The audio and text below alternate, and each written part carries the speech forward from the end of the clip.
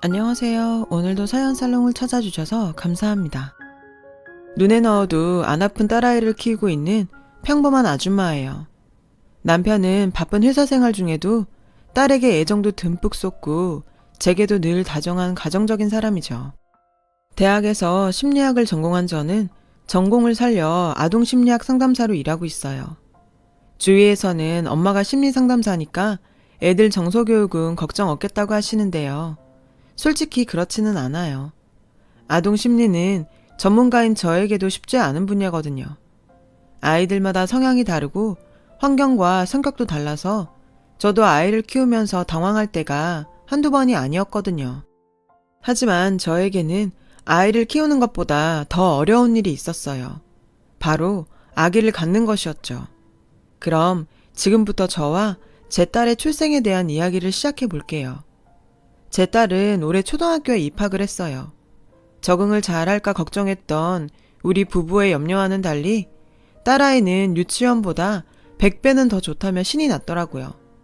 그 모습에 저는 한시름 놓을 수 있었죠. 우리 딸은 자기 일도 똑부러지게 하고 집안일도 잘 돕는 기특한 딸이에요. 하지만 저는 이렇게 예쁜 딸에 대해 막연한 두려움을 가지고 살고 있어요. 딸에게 털어놓아야 할 진실이 있거든요. 그건 바로 딸아이가 제가 낳은 친딸이 아닌 입양아라는 사실이에요. 우리 부부는 딸에게 직접 입양 사실을 알려주자고 이미 합의한 상태예요. 그 시기가 문제이긴 하지만요.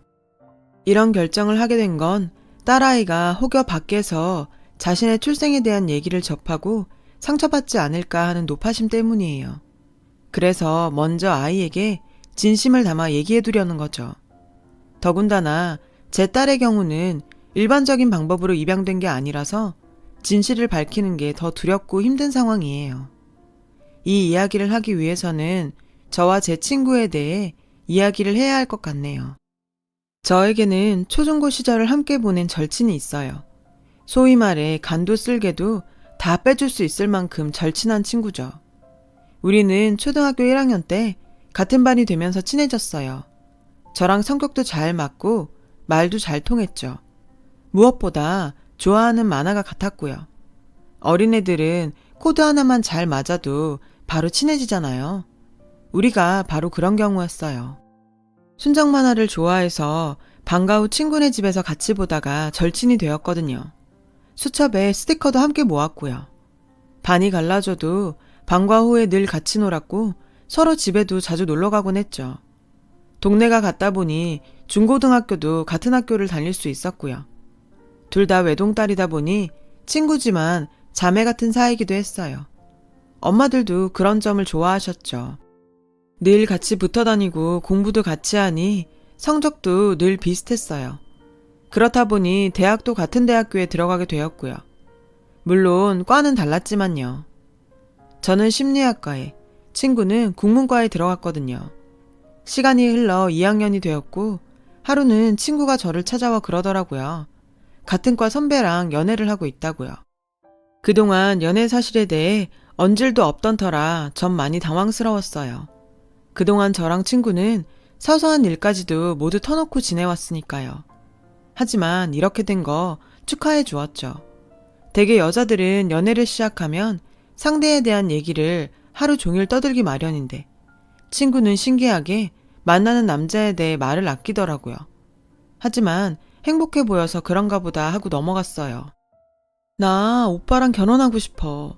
진짜 이렇게 의지할 수 있는 남자는 세상 어디에도 없을 것 같거든. 오빠라면 내 인생을 믿고 맡겨도 될 것 같다는 생각이 들어. 친구는 결혼에 대한 확신이 차 있었어요. 저는 아직은 나이가 어리니까 진지하게 생각하고 천천히 결정해도 늦지 않을 것 같다고 얘기해 주었어요. 그리고 2학년 2학기가 되었죠. 저는 종강한 직후에 동기를 통해 현재의 남편을 소개받아서 사귀게 되었어요. 그런데 3학년 올라가기 전 방학 때 친구 아버지의 소식을 듣게 된 거예요. 돌아가셨다고요.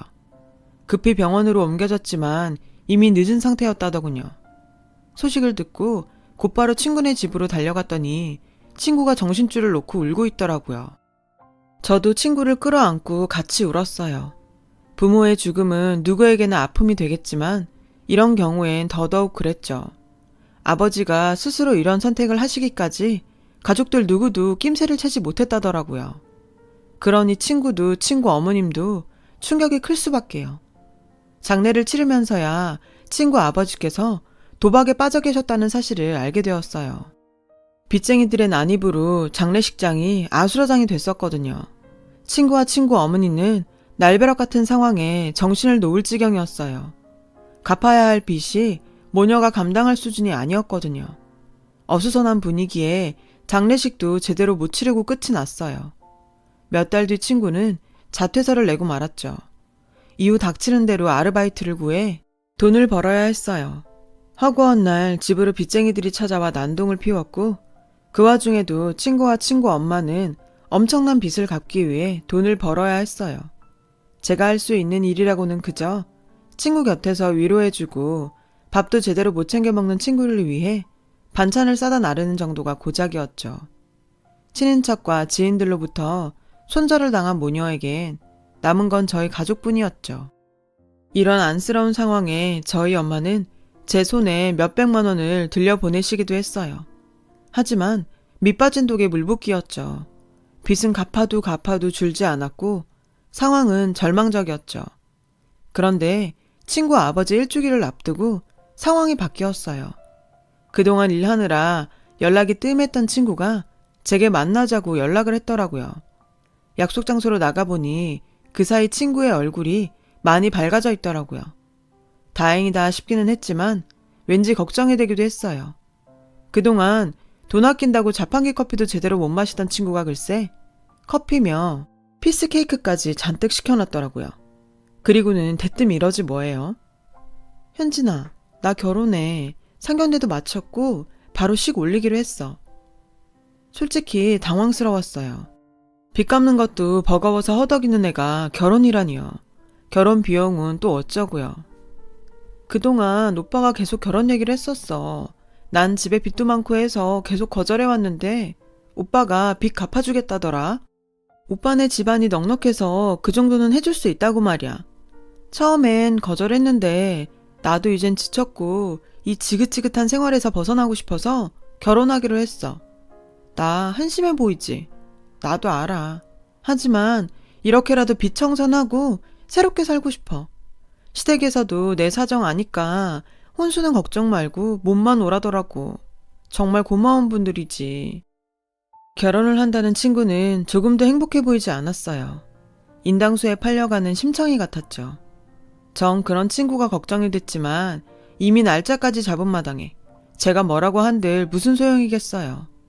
그저 친구가 힘든 상황으로 인해 온전한 판단을 하지 못하고 결혼을 탈출구처럼 여기는 게 안타까울 뿐이었죠. 게다가 저는 오빠라는 사람을 본 적이 없어서 정말 믿을 수 있는 사람인지 걱정도 됐고요.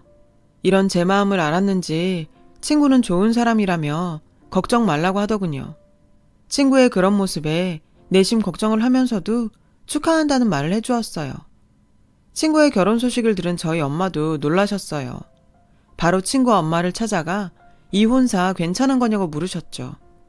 아주머니는 딸애를 위해서라도 이게 최선인 것 같다시며 우시더래요. 아무래도 많이 기울어지는 혼사다 보니 혹여 딸이 시집가서 구박이라도 당하지 않을까 걱정되는 모양이었어요. 부모로서 그게 제일 가슴 아프시다고요. 저희 엄마는 기본 혼수라도 해가도록 돈을 보태주겠다 하시고는 집으로 돌아오셨어요. 결혼은 놀랄 정도로 빨리 진행됐어요. 그리고 마침내 결혼식 날이 되었죠. 저는 엄마를 모시고 식장으로 향했어요. 신랑 측이 잘 산다더니 신랑 측 하객이 어마어마하더라고요. 인류 호텔에서 이런 규모로 식을 올릴 정도면 재력이 상당한가 보다 했죠. 저는 친구를 보러 신부 대기실로 갔어요. 친구 혼자 덩그러니 앉아있더라고요. 그런 친구를 보니 마음이 짠했지만 애써 웃으며 친구 곁으로 갔어요. 절 보자 친구는 환하게 웃더군요. 자퇴하고 친구들과 연락이 끊어져서 아무도 초대를 못했다며 너라도 와주어서 얼마나 기쁜지 모르겠다며 울먹이더라고요. 걱정과 달리 친구의 결혼식은 다행히 잘 끝났고 저도 조금은 마음을 놓게 되었죠. 그런데 신혼여행에서 돌아오고 얼마 뒤부터 친구가 변해버렸어요.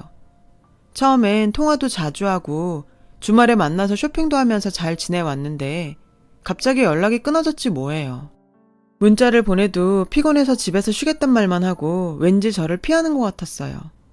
그렇다고 결혼한 친구 집에 함부로 찾아갈 수도 없어서 친구가 먼저 연락을 할 때까지 기다릴 수밖에 없었어요.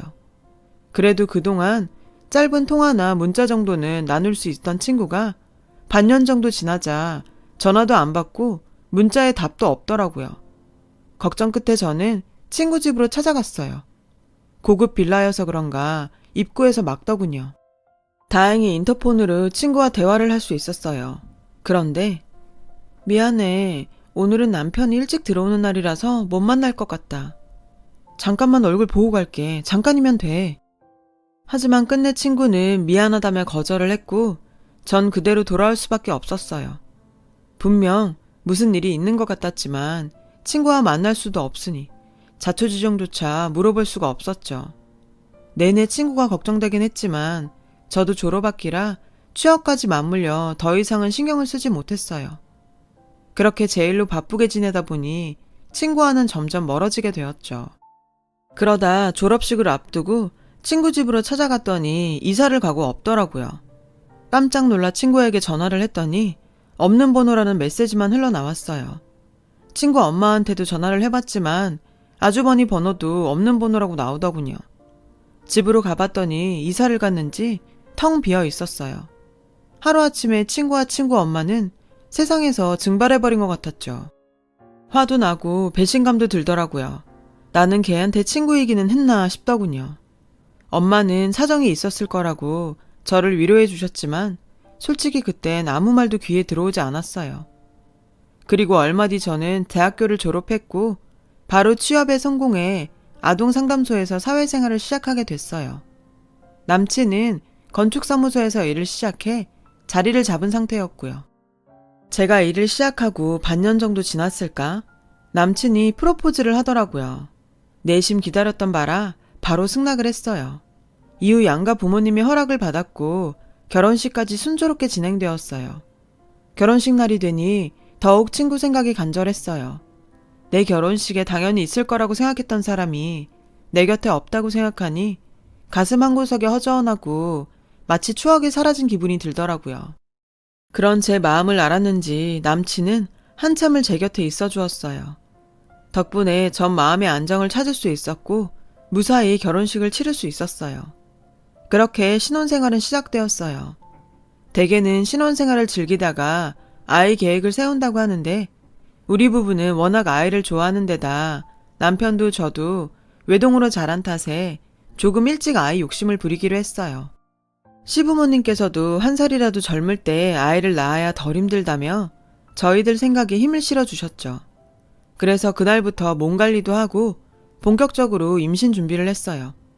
하지만 원한다고 바로 가질 수 있는 게 아니더라고요. 다른 사람한테는 너무도 쉬운 일이 저희 부부한테는 세상 무엇보다 힘든 일이더라고요. 저도 남편도 술, 담배도 안 하고 건강한 몸이라서 기대를 잔뜩 했던 터라 임신이 안 되자 너무 힘이 들었어요. 혹시 나 때문에 임신이 안 되는 게 아닐까 걱정이 됐고 하루하루가 우울했어요. 그럴 때마다 남편은 아직 젊으니까 조바심 내지 말고 기다려보자고 했지만 초조한 마음은 가시지 않았죠. 하루는 친정엄마가 절 부르셨어요. 소갈이 하지 말고 병원에 가보자더군요. 겁이 나기는 했지만 병원에 가서 방법을 찾을 수 있다면 그게 낫겠다 싶어서 산부인과에 가게 되었어요. 접수를 하고 이런저런 검사를 끝내고 상담을 받았어요. 전 의사 선생님을 보자마자 자리에도 앉기 전에 제가 불임이냐고 물었어요. 선생님은 일단 자리에 앉으라시며 호르몬 수치도 그렇고 신체적으로는 이상이 없다고 했어요. 그런데 왜 임신이 안 되냐고 물었더니 스트레스 때문인지 혹은 다른 요인 탓인지 현재로서는 알 수 없다고 했어요. 결국 난임의 원인을 찾지 못한 채 시험관 시술을 권유받았어요. 집에 가서 남편한테 시험관 시술 얘기를 꺼냈더니 남편은 꼭 그렇게까지 해야 하냐며 못마땅해 하더라고요. 아직 나이도 있으니 기다려보자고요. 하지만 저는 할 수만 있다면 하루라도 빨리 아기를 갖고 싶다고 남편을 설득했어요.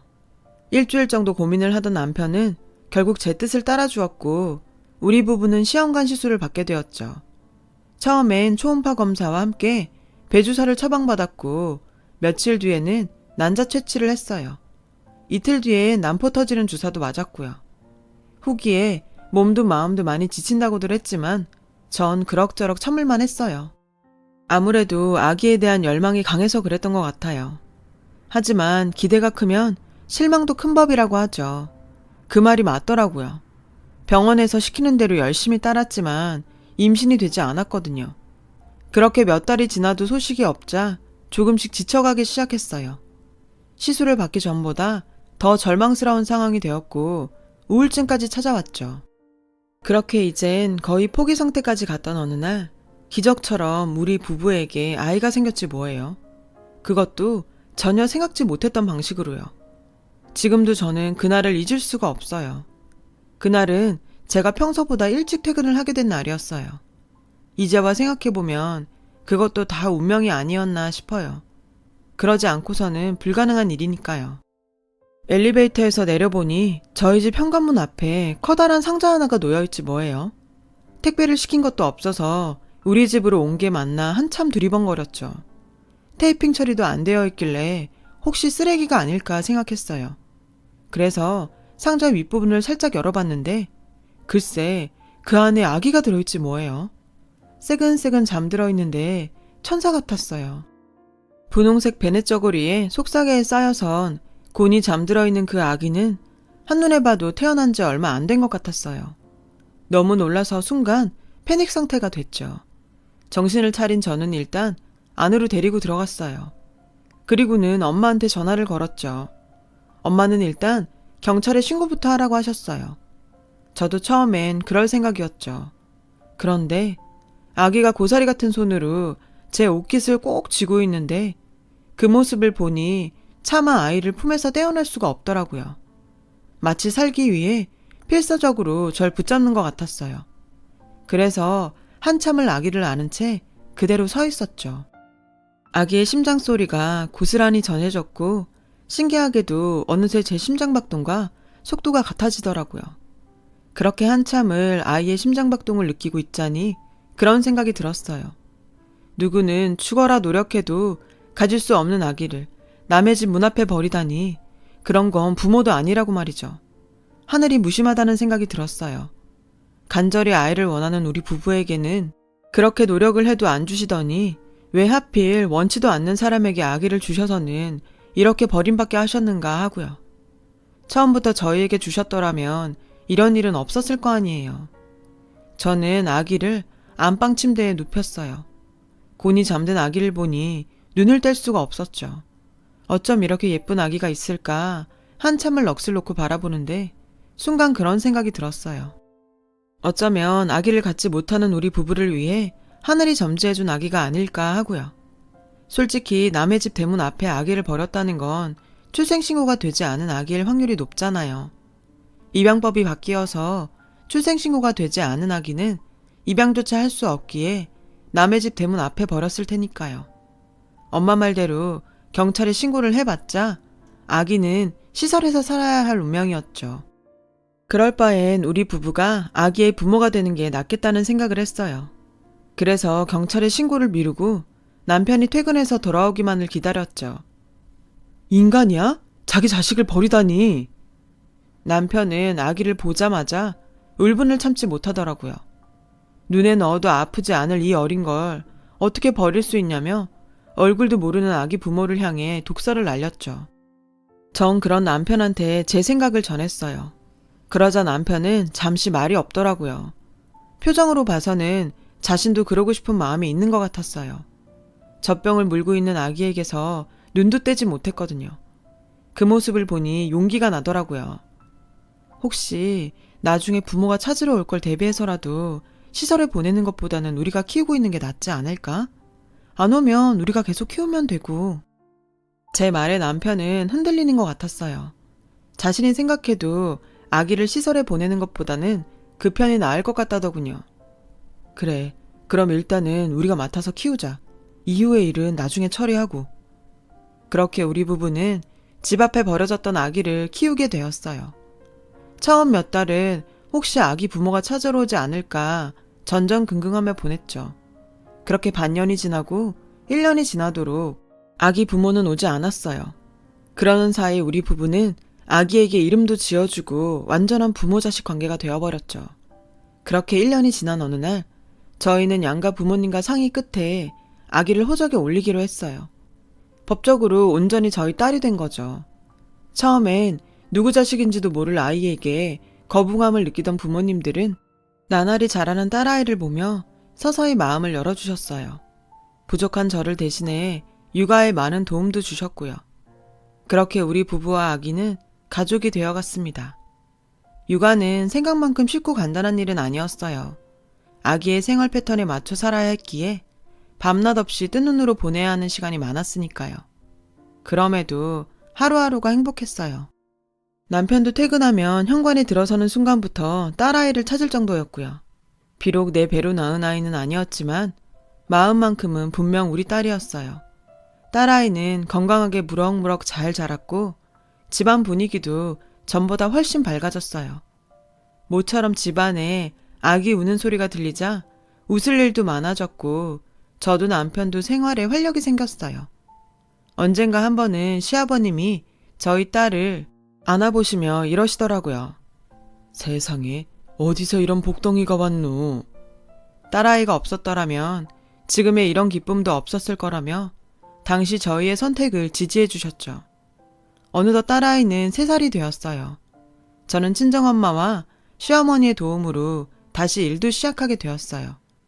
그러던 어느 날 출근 준비를 하고 딸을 데리고 친정집으로 향하려는데 누군가 밖에서 문을 두드리더라고요. 문을 열어보니 처음 보는 남자가 밖에 서 있었어요. 마침 남편은 먼저 출근을 한 터라 저는 조금 긴장이 되었죠. 누구냐고 물었더니 김현진 씨인가요? 하고 대묻더군요. 그렇다고 했더니 남자가 잠시 뜸을 들이다가 그러는 거예요. 저 서윤희 씨 남편 되는 사람입니다. 깜짝 놀랐어요. 제 친구 이름이었거든요. 게다가 이 남자는 제가 아는 친구 남편이 아니었어요. 저는 거짓말 말라고 했죠. 남자는 2년 전 재혼을 했다더군요. 저는 일단 친구 안부부터 물었어요. 어디서 어떻게 살고 있는지를요. 그러자 남자는 어두운 표정으로 말없이 제 딸아이를 보더라고요. 순간 기분이 꺼림직해서 전 딸아이를 제 뒤로 숨기고는 출근을 앞두고 있던 터라 시간이 없으니 나중에 따로 연락을 하겠다고 했어요. 그랬더니 혹시 저 아이가 딸인가요? 하고 묻는 게 아니겠어요? 그렇다고 했더니 갑자기 남자가 울음을 터뜨리며 오열을 하더라고요. 그 모습에 불길한 생각이 들었어요. 일단 주변 눈도 있고 해서 저는 남자를 집 안으로 들였어요. 직장에 전화를 해서 몸이 안 좋아 출근을 못할 것 같다고 전하고는 남자와 소파에 마주 앉았어요. 남자는 소파에 앉아 한참을 울다가 마음을 추스르고는 입을 열었죠. 와이프는 몇 달 전에 죽었어요. 순간 머리를 세게 한 대 맞은 것처럼 정신이 몽롱해졌어요. 제게 안겨있던 딸아이가 칭얼거리는 바람에 정신이 들었죠.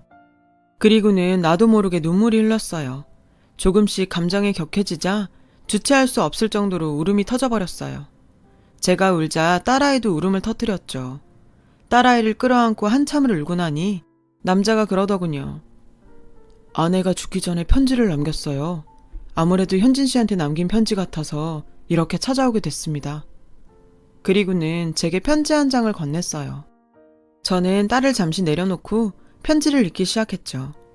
친구의 필체로 적힌 편지에는 충격적인 내용이 적혀 있었어요. 도저히 믿을 수 없는 일들이었죠. 행복한 결혼 생활을 하는 줄 알았던 친구는 불행한 생활을 하고 있었더라고요. 결혼 전 그렇게 다정했던 친구의 남편은 결혼 후 본색을 드러내기 시작했대요. 친구가 자기 뜻에 따라 살기를 요구했고 요구가 받아들여지지 않자 폭언과 폭력에 가까운 검열이 시작되었죠.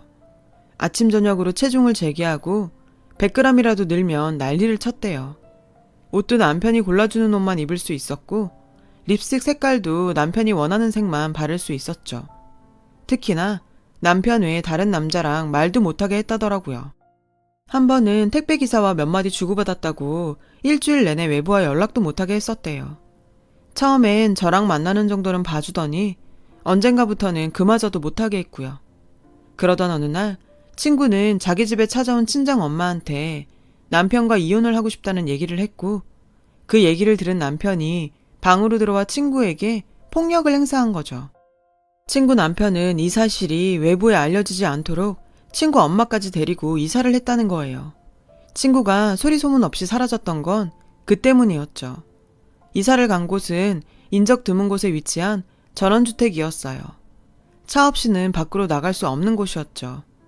얼마 뒤 친구는 임신을 했고 산 달을 앞두고 친구 엄마가 세상을 떠나셨대요. 친구 남편은 출산 날짜가 가까웠던 친구를 장례식장에 오지도 못하게 했고, 엄마의 발인이 있던 날 그 친구는 출산을 하게 되었대요. 그런데 충격적인 건 그 다음이었어요. 자신의 딸이 남편 밑에서 자라는 걸 원치 않았대요. 그래서 조리원에서 아기를 데리고 도망쳐 나와 딸아이를 다른 곳으로 옮겼다고 하더라고요. 믿을 수 있는 건 현진 씨 뿐이었대요. 그래서 현진 씨 집 앞에 아기를 놓고 왔다고 하더군요. 그 말에 전 들고 있던 편지를 바닥에 떨어뜨렸어요. 제 딸의 생모가 제 친구였다니 믿을 수가 없었거든요. 그런데 왜 저한테 직접 안 오고 아기만 두고 간 거죠? 사정을 말했더라면 제가 친구를 도와줄 수 있었을 텐데. 그랬다간 전 남편한테 들킬 것 같아서 딸을 지키라고 말을 안 했다고 하더군요. 친구는 딸아이를 저희 집 문 앞에 두고 혹여 남편한테 뒤를 밟히지 않을까 싶어 바로 동네를 떠났다고 해요. 남편을 피해 서울을 떠나 부산으로 향했고, 거기서 지금의 남편을 만났고요. 전 남편과 이혼을 하고 떠난 게 아니라서 혼인신고는 하지 못했다고 했어요. 마음의 안정을 찾게 된 친구는 잦은 복통으로 병원을 찾게 됐고 대장암 진단을 받았죠. 발견 당시 이미 많이 진행된 상태라 수술은 불가능했대요. 집에서 반년가량 투병 생활을 하다가 잠든 것처럼 세상을 떠났다고 하더군요. 친구 남편은 49제를 마치고 친구의 짐 정리를 하다가 편지를 발견했고 그 길로 저를 찾아온 거였어요. 자신이 죽으면 저를 찾아가 고맙다는 말을 전해달라고 했던 친구의 유언을 따르려고요. 친구 남편은 제 딸아이를 한참이나 바라보다가 돌아갔어요. 생각지도 못했던 사건의 전말을 듣게 된 저는 하루 종일 아무것도 할 수 없었어요. 퇴근 후 집에 돌아온 남편은 우리 딸의 생모가 제 친구였다는 얘기를 듣곤 역시나 놀라서 아무 말도 못하더군요. 그 주 주말 우리 부부는 딸아이를 데리고 부산으로 내려갔어요. 그리고 친구 남편과 함께 친구가 있는 낙골당으로 갔어요. 친구의 유골함 앞에서 펑펑 우는 절 보며 딸아이도 함께 울었고 전 환하게 웃고 있는 친구의 사진 앞에서 마음속으로 빌었어요. 아이는 우리 부부가 잘 키울 테니 그곳에서는 아무 걱정 말고 행복하게 잘 지내라고요. 그리고 언젠가 아이가 이 모든 상황을 이해할 수 있는 나이가 되면 그때 친엄마에 대해 이야기해주겠다고요. 엄마는 너를 너무 사랑해서 나에게 너를 보내준 거라고 말이죠. 모르긴 해도 제 딸이라면 제 친구의 마음을 알아줄 거라고 믿어요. 주저리 쓰다 보니 우리 딸을 믿고 딸아이에게 잘 얘기해 줄 수 있는 용기가 생깁니다. 제 사연을 들어주셔서 감사드려요. 들어주신 분들 모두 더 힘차고 씩씩하게 그리고 더 행복하게 사시길 바랍니다. 여러분, 사연 댓글에 응원과 현명한 조언 부탁드려요. 좋아요와 구독은 저에게 큰 힘이 됩니다. 오늘도 좋은 일 가득하세요.